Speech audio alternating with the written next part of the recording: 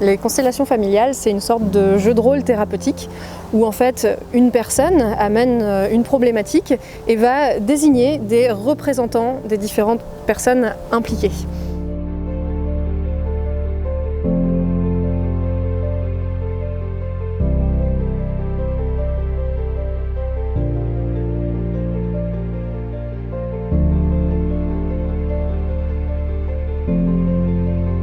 Donc par exemple, admettons que j'ai un problème dans ma famille, je vais choisir, je sais pas, Charlotte pour jouer ma mère.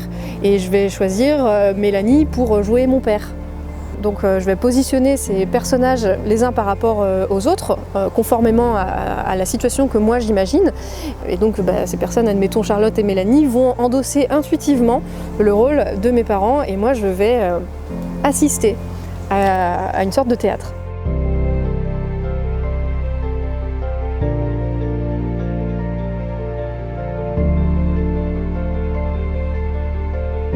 Et ce qui va se jouer dans ce théâtre va me donner un regard nouveau sur ma problématique. Et ce qui a été intéressant de le faire avec les chevaux, c'est que on peut aussi donner un rôle au cheval.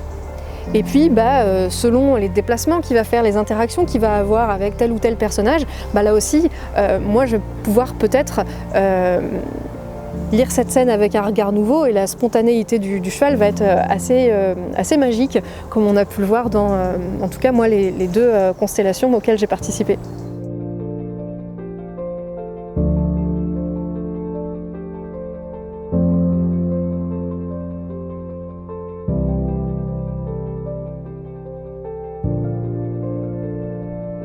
On a pu voir les chevaux à certains moments se positionner de manière presque bizarre. Enfin, il y a un truc très mystique dans les constellations familiales, c'est assez fascinant. Moi, c'était le module que j'avais le plus hâte de faire. Pour moi, la médiation équine, elle s'illustre le plus parfaitement du monde justement dans la constellation avec le cheval. Et j'ai pas été déçue.